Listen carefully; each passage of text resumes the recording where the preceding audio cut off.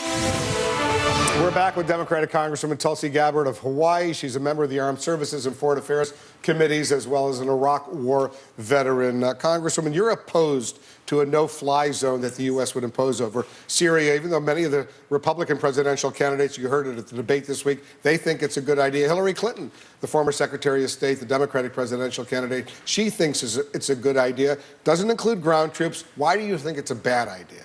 Well, first of all, this is one of the reasons why I feel so strongly that we need to end this war to overthrow the Syrian government of Assad now. If this war is allowed to continue on until the next after the presidential election, when we have a new president here, as you said, whether it's Hillary Clinton, Marco Rubio, Christie, or some of the other candidates who are running for president, they're all advocating for a no-fly zone, which would directly start a Russia-U.S. war, which could then easily escalate into a World War III or nuclear-type Christie, situation. you heard him at the debate say, you know what, if I say there's a no-fly zone, Putin's going to back down. He's not going to fool around. So I think there's two issues here. For those who are advocating for a no-fly zone, are you going to be ready to enforce it? When that Russian plane or planes comes and violates your no-fly zone, as you asked the other night in the debate, will you shoot that plane down? Christie has said he would. Marco Rubio has said he would.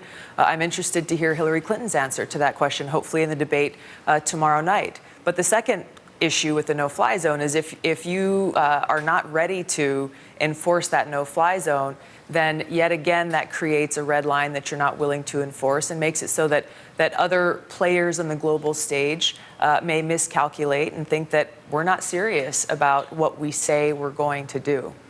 On Libya, which is now becoming a hotbed of ISIS activity after the removal of Gaddafi a few years ago, the U.S. military has now confirmed that there are these pictures out there of U.S. commandos in Libya.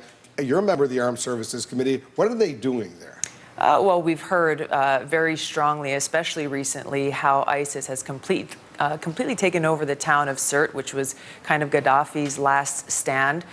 They have established this stronghold there. We're hearing that many leaders of ISIS, including possibly Baghdadi, are already there. And we're seeing them looking at opportunities to expand further into Libya. So we should be taking action to take out ISIS there in Libya, to not allow them to create a situation where they're dominating over most of that territory and using it to their advantage. So as I mentioned earlier, I think that we should be doing what Secretary Carter has called for, having this network of hubs where our special forces can deploy quickly into these different hotspots in different areas and take action against ISIS. You've heard that Abu Bakr al-Baghdadi, the leader of ISIS, may actually be in Libya right now? Yes. You have.